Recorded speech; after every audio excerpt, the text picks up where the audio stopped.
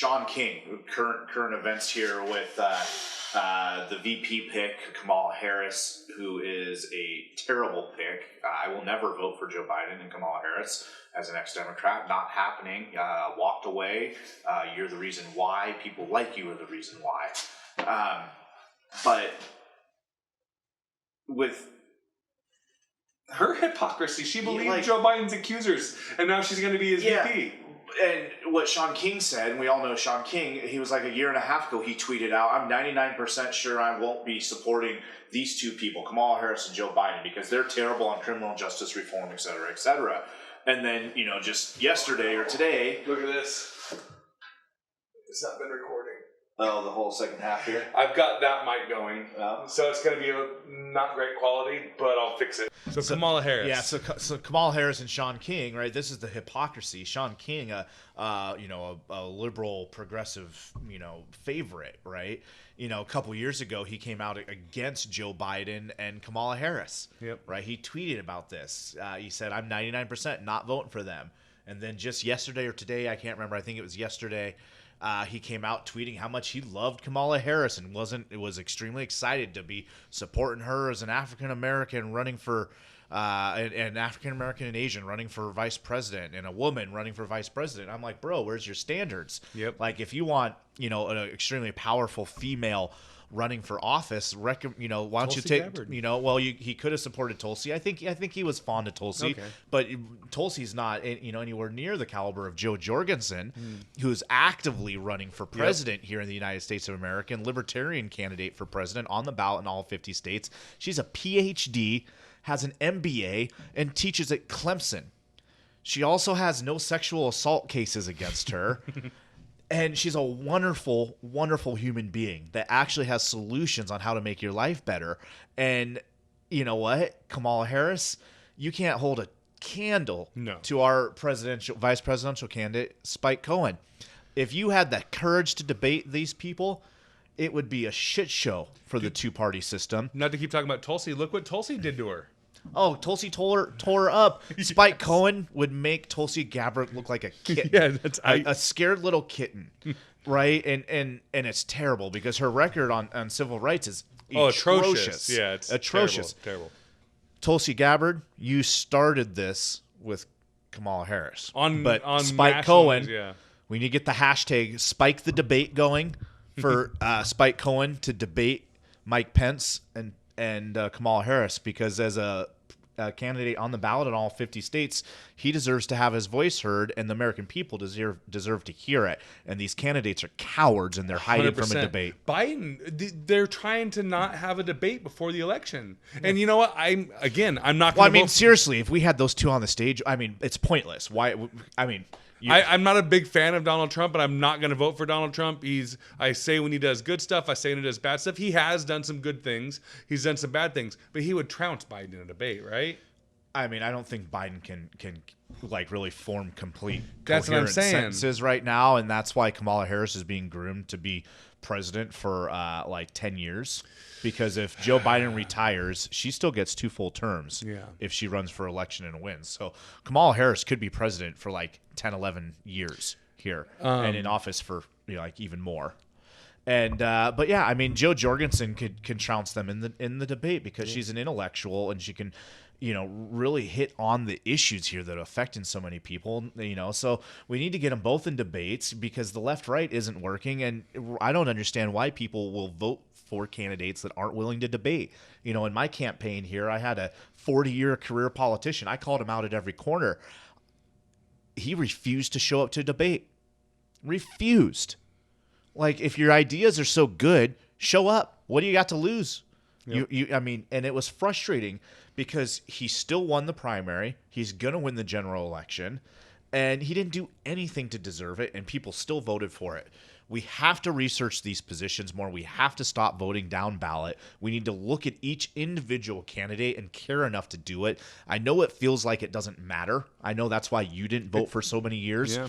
And this is why I ran, because I don't do this voter shaming thing, or where if you don't vote you're part of the problem. I call bullshit on that. Yeah. You're not part of the problem. You're refusing to associate what's broken.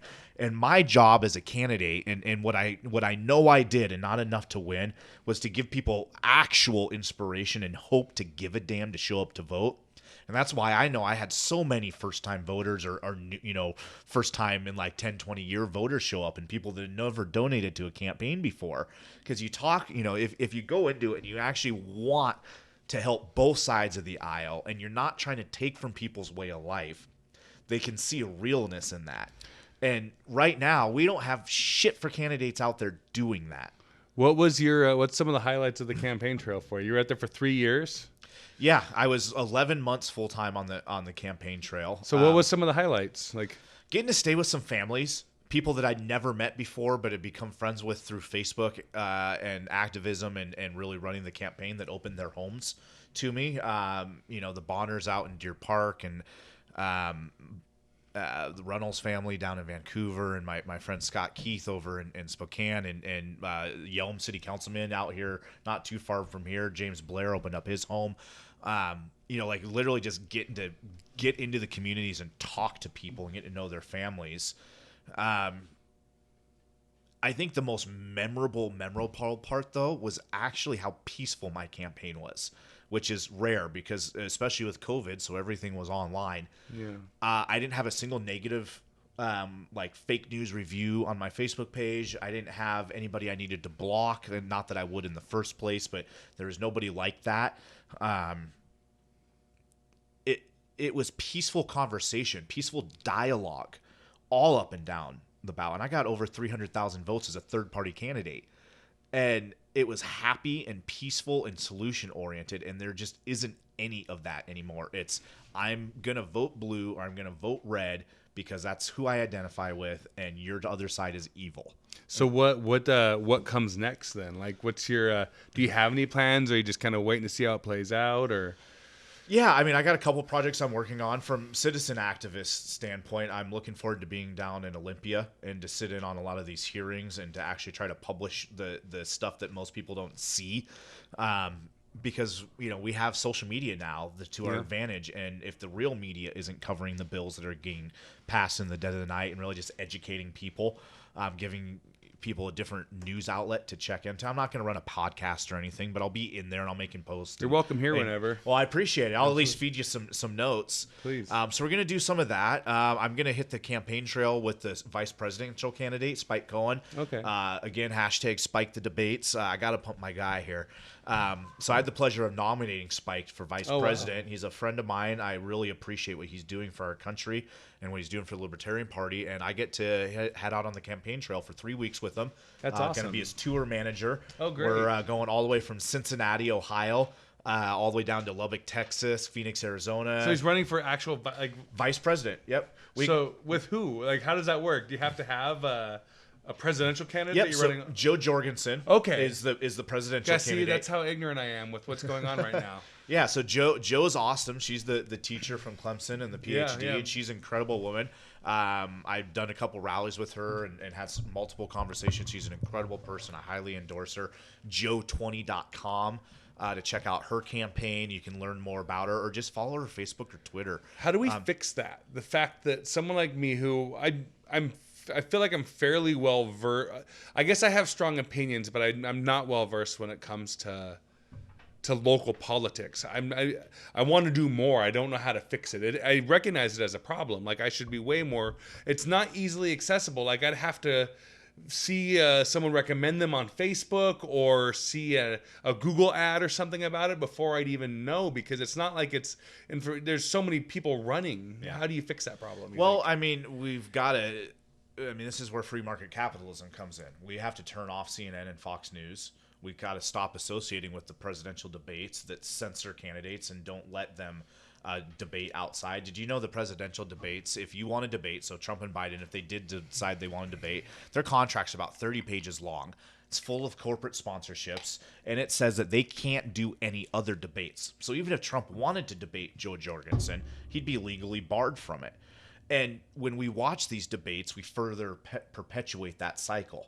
And that exclusion from the table limits the conversation. If you put a libertarian presidential candidate out on the debate stage, maybe 3-4 cycles in a row, I guarantee you the entire country's talking about Absolutely. it. And it's mainstream, and now media's talking about it.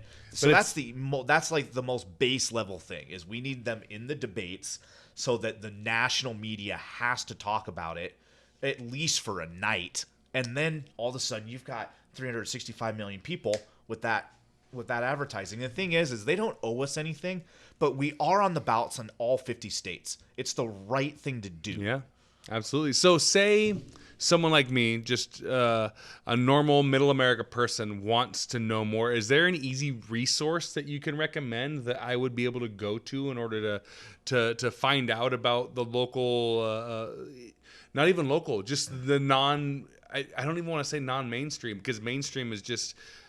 Yeah, the smaller the candidates that you wouldn't hear of otherwise, that I'm not going to hear about on CNN or MSNBC or Fox. How can I figure this? How can I find them? Well, I'm a big fan of Reason Magazine. You can find them on Facebook and Twitter and all that good stuff. They put a lot of kind of third-party information out in different perspectives. What's another one that you could look at? So like Reason.com? Yeah, Reason.com, and they've been around for decades now, and they're all membership driven essentially. We need to See, I was so disenfranchised with the whole system for so many years. Yeah. And then there was almost nobody running that I caught wind of, which there's probably a lot of people running I had no idea about, but that really made me feel like voting for them was going to make a difference. There are people like that this go around, which is why I, updated my registration, and I voted for you, voted for some other folks, and I actually went out and did it. And I think the sad part about it was kind of out of fear. I'm at this point where, self-defense. Yeah, I'm at this point where I feel like if I don't, then I'm kind of a pessimist in the extent that I don't see a good way out of the position we're in right now. It's very, very hard for me to think of a good way out of the position we're in right now. And like you said, self-defense, I felt like the least I could do was try to get active. And that's the only way I need to go out and vote. I need to find, there's people running this time that I agree with, and there's people out there that are looking for that same change that probably feel the same way I do. Yeah. Yeah, and until something pokes you is what I find is what turns people into, activists or people that just care more to be educated. And I get that, right? Sometimes it's easier just to look the other way and to just be like, well, it is what it is, right? Especially with this mountain that we're trying to change. So I don't blame people. That's why I don't do the voter shaming or anything. I just want to encourage and empower. And there's resources out there like Reason that'll just give you a different media perspective. You can also go to lp.org for the Libertarian Party, and that's no matter where you're at in the country, that'll tell you what's going on with the Libertarian Party. I want to do that here, but it's hard to find people who, like you said, and I'm not asking for a debate, but it's hard to, because I understand that people can watch this and think, oh, this is just their perspective. They agree with each other. They're having a conversation. They're bagging the left. They're whatever they're going to say about it. I would like to have people on that are willing to have those complex, deep discussions, the people that disagree with me, because there's value in that. Well, but it's hard to find. And I don't even like to bag on the left or bag Me on neither. the right. To me, and I've been thinking... People will say that, though. Well, it's not even bagging on at all. It's like I would much rather focus on why I think my ideas and ethos are different and better and can provide a more prosperous life. And that's not because I want to win. Exactly. It's because I just want you to live the best life possible, and I think I can help with that. We want to change. We want to change what's happening. Yeah, and if you disagree, then that's fine. Just go live your life. Just let me and my friends and my colleagues and my family live our life how we want. Like, if you don't think my way is the best way, that's what's great about libertarianism. And it is the idea that you don't have to agree with me. You don't have to. Just you go do you, because I don't have to agree with you. and it's fine. And there's just, we don't get enough of that, and that's what happens when we wield the ping pong ball every 4 years to vote to see who has power over the other, and it's not healthy. It's broken. Everybody knows it. That's why we're having riots in the street, and God, all this, and Did you hear I went to CHOP? you did. Yeah, I filmed. Fun. So I filmed I went there and filmed, and I didn't go at night. Come to find out, that's what everyone wanted me to do because I had a unique perspective on it. And there was, the guy I went with, Nathan. We have a show on this YouTube channel called Stuff and Things, and usually I have a producer. So we're going to be some messed up audio and some weird lighting, but it's still going to be in good quality, and we'll get it out there. But he said it was disgusting and beautiful. Yeah. So I think, and I don't want to put words in his mouth, the way I interpret that is that there was a lot of good up there. I like seeing people come together and feel like they were making a difference and feel like they were working towards something. And there are legitimate gripes to be had regarding the things that they're complaining about. Very and many. I might not agree with their solutions, but I could at least empathize with them and feel, and they're passionate people down there. And they were all coming together and they were working, and you can go up and you can get free food, and there was free medical help, and I'm not, private property, you shouldn't do it, but there was beautiful graffiti and artwork, and there was a lot of stuff that I saw that I could empathize with and I liked. And there was stuff that I didn't. There's obviously, if you live down there, you're not enjoying what's happening. And there was vandalism of private property, and there was looting. But you've got to be able to fear and intimidation. Exactly. Yeah. Especially towards the end, right? I was there probably a weekend. After dark. Yeah, after dark. Yep. And at the same time, for essentially you could very easily be an agent provocateur. You can go there to start shit to discredit what was happening. And I'm not saying that is or isn't every circumstance that happened, because there was certainly violence up there. People died. Yeah. I mean, in every protest all around the country, some were just Cats out there brawling. Oh yeah, sounds like it. Well, that's kind of what this whole political spectrum is now, and it's very indicative of what's happening. The key here is we have to find an understanding. It's not about being right. It's about empowering each other to be as free and as diverse as we possibly can be, and to embrace that, because when we do, it's going to be beautiful and even more. We're already, as flawed as this country is, we're still by far the greatest country on earth, and I'm proud to live here. Yep. For no other reason than I'm born here, and I don't care how that sounds. I'm proud to be an American, right? I love this country, and that's why I work so hard to fix it, because I want it to be better for my son. And this is my way of serving. It's not because I want to be a politician. You asked earlier, am I a politician? And I have no desire to be a politician. I want to be a statesman. I just want to help. I want to serve my community in this way. I do a lot of other charity work and things, and there's a time and a place for that. But right now, this is a role for my family, and we're happy to step up to the plate to do it. And it's because, sometimes if you want to fix things, the old phrase, if you want it done right, you got to do it yourself, right? So that's what I'm trying to do, and at very minimum, offer counterbalance in the conversation. Even if I got elected, I'm only going to be able to move the needle so far, right? It's just another point of view that is not represented. So I got to go back then, because we moved away from it. So what's next? So I'm working on Spike's campaign. So we started talking about that. Yep. So yeah, I get to be tour manager for Spike Cohen, and make sure that his tour that was going all the way from the East Coast to the West Coast over 3 weeks goes smoothly. That's awesome. So I'm serving the community that way and fighting for liberty, most importantly. And Spike's an incredible guy. If you don't follow Spike, follow him on I think it's The Real Spike Cohen on Facebook, or maybe just at Spike Cohen. I can't remember what he changed it to, but he's an incredible man. He's intelligent. You'll love him. That's awesome. In fact, I'll share a couple posts on my Facebook page tonight with Spike Cohen. So what's your Facebook? Anthony Welti. You can just find me at Anthony Welti. I took the campaign position off that, but I'll share the Spike Cohen video so people can get a feel for it. Absolutely. So Libertarian Party. Yep. So would they be the Libertarian Party nominees? Yeah, they were nominated. We do a public convention a private convention for. Were you members. There? It was online. Yep, I okay. was one of the main delegates. There was like 1,000 of us. delegates there that got picked from the state party. I got to nominate Spike, so that's why I'm shilling for Spike Cohen right now. But I do it proudly, and this is one of the, I've only ever shilled for somebody like this for Gary Johnson. Yeah. And now Spike, I like Gary Johnson. And this doesn't mean they're perfect humans either, but I believe they have the most peaceful ideas.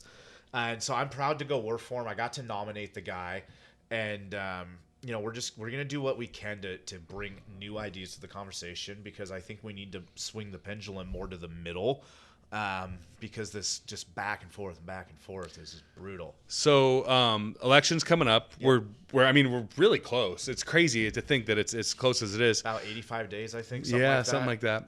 So someone listening to this or watching this wants to make a difference and wants to find out about Spike Cohen and wants to find out about his other options outside of the mainstream lines right now. Where they just Google it.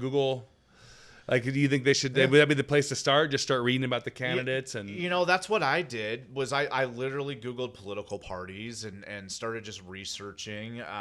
You can type in Green Party, you can type in Libertarian Party, you can hear some things there. You can look at Reason.com, just get some different media perspectives. There's lots of different people on social media. You could follow Nicholas Vester. You could call Comic Dave Smith as a libertarian. Watch Joe Rogan. Yeah. Joe Rogan's not a libertarian, but he's not a Democrat or Republican or a socialist either. I think he's a really great guy to listen to, and he does a lot of unique interviews, and it'll challenge your way of thinking. So that's a lot of what's influenced me. You don't have to you basically, and I agree. You don't have. There are more people out there. You're never going to find someone that aligns perfectly with everything you believe, which is why I think you and I over time have arrived at the let you be you. Let you contribute to the things that are important to you. Let your values, let you be the only person that can dictate your values.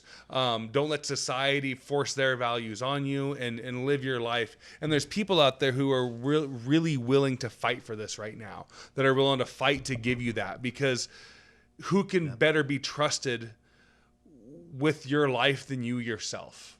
Who could better make choices for you than you yourself? Yep. Yeah. If you don't trust people with power over your life, why do you elect them and give them power over your life? It's really simple. And I'm an open book. I'm always happy to have conversations like this, Bobby. I appreciate you having me on. And I think what I might do is we recorded 3 things here. I'm probably going to pick kind of a greatest stuff hit and make it something coherent and put it up there for you. And, cool. Because we don't get the conversations like this need to be had. Yeah.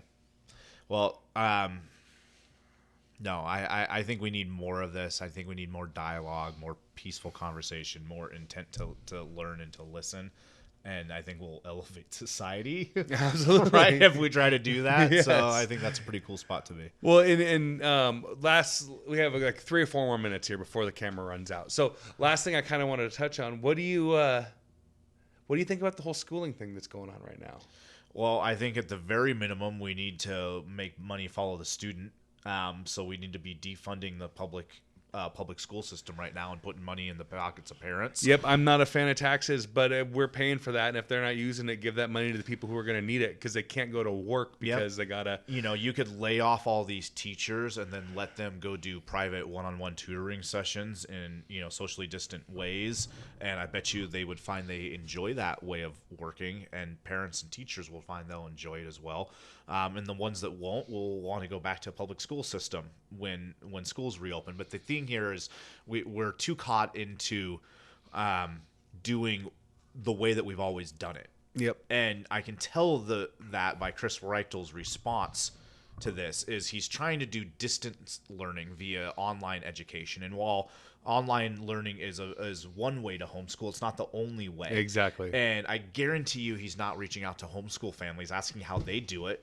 Right? How do you incorporate this? How could we do it in socially distanced learning? How could we put pods together with first grade classes and be like, well, these 4 students are going to get together twice a week. Yep. And these 4 students are going to get together twice a week. And to do cooperative schooling to allow smaller study groups. Yeah, Smaller study groups. Because, it's still safe to go to Costco. Absolutely. Right. So I don't know why You it's can not go safe to stand get in 4 line people at to QFC. Yeah. So I think it's too much in the old way of thinking, and you're seeing it in a case where we'd have a chance to actually revolutionize the way we think about schooling here, to realize that there's not just one way of brick and mortar schooling. And there's lots of different ways, and we should embrace that because all kids are different. Yes. And all teachers are different, and we need to empower teachers. It's not about defunding education. No. We need to defend the public school education system because it's not working. We're falling behind. We're in spending more literacy, money than adult ever per student, and our test scores keep going Yeah. down. And teachers know that the time that they spend and with the students is not what it could be, right? With classrooms of 32, 32, 40 students, right? Teachers want better working conditions. Teachers deserve better working conditions. They deserve better pay, right? And if we take the $15,000 to $20,000 a year we're paying per student, and we put that back into the private market, and then you and I get to decide which teacher we go to. We're going to hire the best teachers. We're going to go to the best schooling system. There's a much higher level of accountability. And this is the thing. It's also very progressive. Because if you do this in low-income school districts that are poorly run, and you put that money in the hands of a single mother, and you say you can put your kid in any public school or private school you want with this $15,000 check, what do you think she's going to do? Absolutely. She's going to find a way to get her kid across town to the private school, but that she can actually afford. I think we're failing our students right now. We're failing our teachers, and there's so many simple things we could do. And again, we just need to make it all optional and voluntary so people can do what feels best for them. But it comes back to the tax money going back to the parents first off. And then ultimately, parents should be funding education, not property owners. It's true. And I think one of the we're in a danger to an extent right now. We need to be very cautious with how much control we give the government of our kids in our homes right now. Because they're going to want to see a lot more homeschooling regulations because of all this. Exactly. We need to be very careful because I'm not a gigantic fan of what would that organization be? The families and homes, and they could take your kids. CPS. I'm not a huge fan of CPS and their handling of a lot of these things. So now it's a bureaucracy of well-intentioned people that are slaved to a broken system. And bingo. At worst or at best, we need to nuke it and start from scratch. I agree. Because it's failing, and family court reform is huge. I mean, we get it's a whole nother jar of worms. But my main point was be cautious right now of how much we're willing to allow the government to come into our homes, and how much oversight we're going to have of them with our children in our homes right now. A lot of people aren't really talking about that, and maybe it's not that big of a threat, but it could quickly become one. Yeah, I mean, we have to respect each individual parent and child. That's what's important. The educating of the child, how the parent and the child think that needs to be done, and that's what we need to be empowering. So we got about 2 minutes left. You got any final thoughts? What do we say? Leave people alone. Don't take their stuff. I appreciate the beer and keeping my whistle wet. Absolutely. A politician, I can talk, right? So I need to stay thirst quenched. Man. No, man. I'd like to get you back on. Okay, that'd be fun. Like, it doesn't have to be a regular thing, but if you're ever around and you got a free day, and let us know how the campaign's going. Every now and then it'd be cool to just check in and be like, hey, here's what's going on, because this is something I enjoy doing, and if I can enlighten some people and turn some eyes to some of the alternative politicians that you're not going to hear about in mainstream news, I'd like to do that. Well, sounds good, man. I don't think I have anything else for you guys tonight, but my motto is be free these days, man. You get to choose your life. Make it what you will. Hopefully you can find something that brings you joy, and I wish you all blessings and your families, and I hope to see you back on a ballot in one form or another someday. One of these days. These days. We got to clear that with the wife. All right, thank you, my friend. I appreciate it.